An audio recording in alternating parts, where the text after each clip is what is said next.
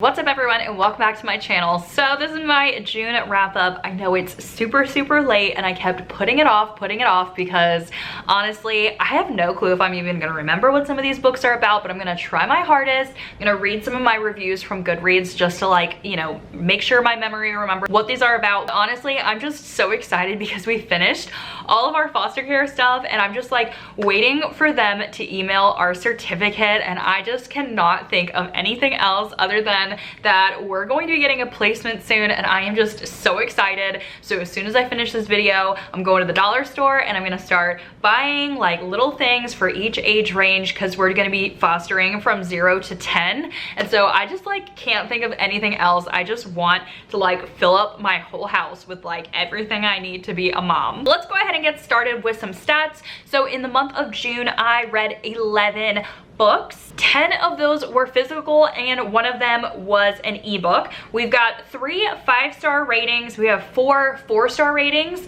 but I think some of those were like 4.5. Then we have 3 3-stars and 1 2-star rating. I've read 10 adult books and only one of them was a young adult book. I read 3 thrillers, 4 romance because of Romanceathon, 1 horror, 2 nonfiction, and 1 contemporary. I did participate in Romanceathon, which if you haven't seen my vlogs, I will put a link right here for you guys to watch those. And then I did read 3 graphic novels this month. I DNF'd 2 books. I read 1 ARC. I read 9 new authors, 2 authors I have read before. Ever since I started doing these stats, I realized that I read a lot of new authors. I don't read a lot of authors that I've read before. I'm not sure why that is, but I read 3,534 pages. So we're gonna start out with, I read a graphic novel called Through the Woods. This is a horror graphic novel. I ended up rating this 3 stars. Like the colors and the pictures and everything were just amazing. I think there were 5 different short stories in it, but like, I just didn't understand the ending of any of the stories. Like, I thought I was at least going to understand like at least one of the stories, but no, like they were so open-ended and weird that like I loved the story, and then it ended and I was like, I don't understand what happened. So if you guys have read that graphic novel and you know what happened, like please message me or something because I am still confused. I did save that graphic novel though because like graphic novels are very beautiful. So I'm gonna save it. Maybe I can read it again at a future time and maybe I'll understand it more, but we gave that one 3 stars. Next up is My Sister the Serial Killer, and this is actually a pretty short book. It was only about 200 pages. This is a thriller and it's based in Nigeria, which is really cool. I ended up giving this 4 stars and I thought it was really great. If you've watched the documentary Don't F with Cats on Netflix, this book kind of gave me those types of vibes. This is about 2 sisters. One of them has just murdered like her 3rd boyfriend. So I think how it is like you're labeled a serial killer if you've murdered like 3 people, and so the other sister keeps like cleaning up this mess for her, so I guess it kind of has like Dexter vibes too. So it's just really cool. I really liked the story because it had this like idea in it of like, would you do this for your sister? Like, does your sister need help? How much do you love your sister? Do you think that these guys, because like the one sister, I don't remember the names, I'm so sorry, but like the one sister that wasn't killing people, believing her other sister that was the serial killer, that these guys were like abusive or attacking her, or that she did all this in self-defense. So it's like, okay, did you really have this problem with like 3 different guys, or are you the problem? But oh my gosh, it's really good. I thought the twist was like really good. The ending was really good. So definitely suggest reading that. If you haven't, it's the perfect like little book to just pick up and read. Next up, I read Home Before Dark. Obviously you guys know I am a Riley Sager fan, but I loved his first 2 books, didn't like Lock Every Door, and unfortunately I'm rating Home Before Dark, I think it was like a 3 or a 3.5 star. I forget exactly what I ended with, but it's a 3 or 3.5. I think Lock Every Door I rated 3, so this one I bumped up a little bit because I liked it a little bit better.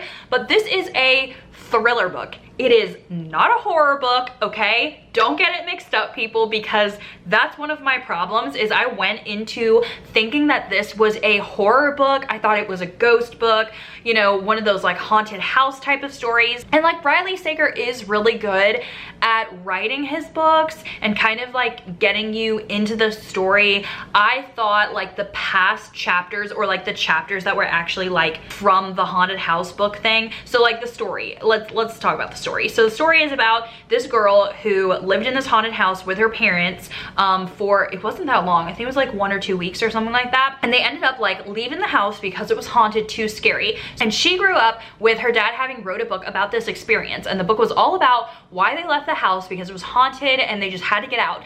And they become famous from this book, and so her whole life people have been like really mean to her about whether the book was true or not, and like she doesn't remember anything about like living there, and her parents just always like never want to talk about it. So she thinks her parents have been lying her whole life, and her dad ends up dying, and so she actually inherits that house and goes back to it and is like, all right, this stuff is just like all lies, like this isn't happening. And then like spooky stuff happens to her in this house. So like I only gave it the 3.5 because I don't like when books act like they're going to be a ghost book, or act like they're a scary book or horror book, and they're not. They're just a thriller. Like I don't know, that makes me very angry, because it's like, don't just try and be like a horror but not really a horror, you know? And then there were like other things, like I've been talking to my friend Gwen, and like there were plot holes in it. So I don't know, like it was just, I enjoyed reading it, but up until a certain point, because like I just didn't like how it ended.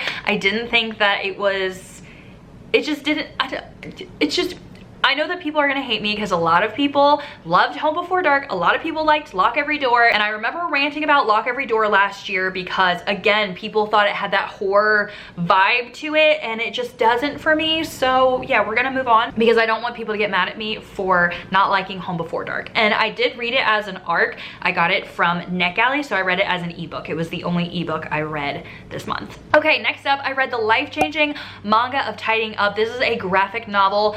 Loved it. 5 stars. Highly suggest, if you love organizing or you want to get into organizing, get this graphic novel because it is absolutely amazing.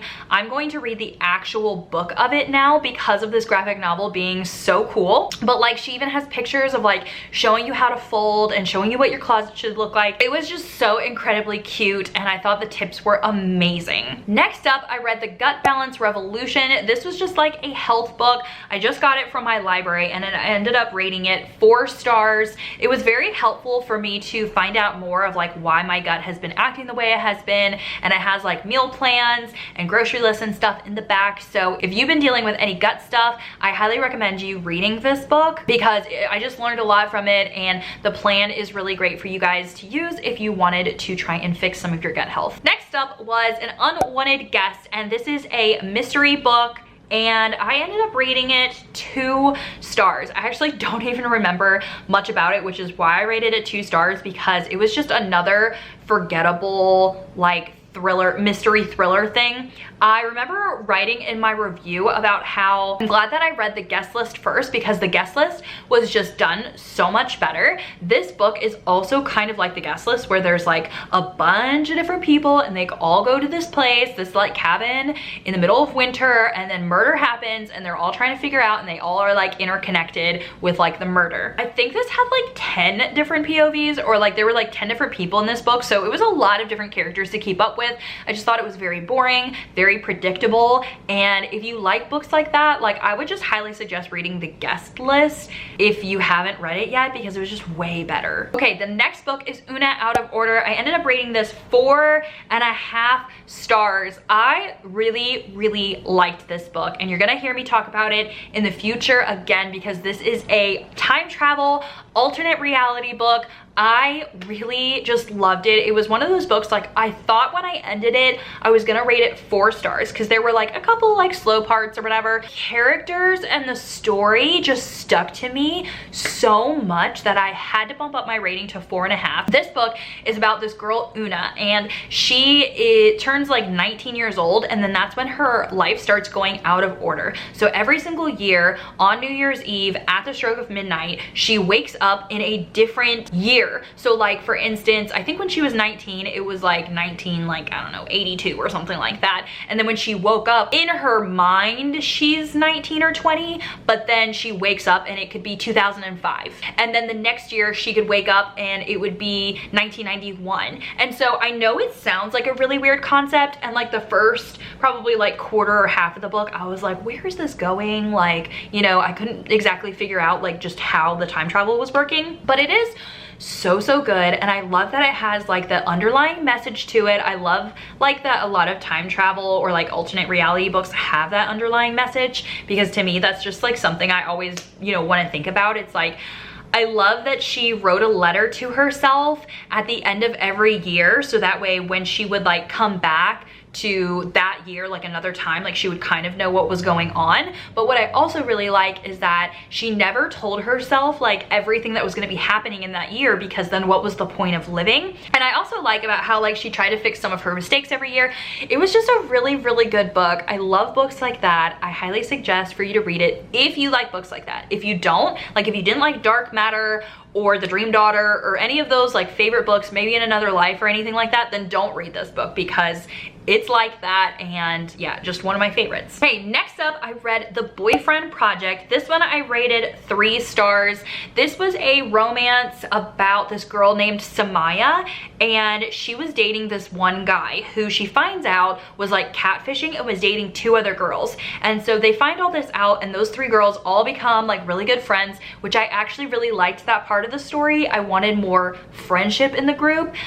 They all like kind of make a pact about how they're like writing off guys for the future. And then of course she meets a guy at work. It's kind of like an office romance if you like those. Like if you're a fan of The Hating Game, you would probably like this book. The guy was like super nice. It gave me like the Office vibes, like Pam and Jim, and so I really liked that part. But I didn't like the ending because the guy had lied to her about something very big that could have cost her job, and I just didn't, that's not something that like I am okay with. I don't think that in relationships you should have to lie about big things. I think that that shows that like something isn't correct with your relationship, or maybe your relationship isn't like as strong, but that might just be my personal opinion. Like maybe I haven't been in a situation like that. So I just want to say that's my personal opinion. Other people can like this book. You can like that, you know, part of the story. I'm not judging anyone for it. It just, in my opinion, I wouldn't have been able to take the guy back a week later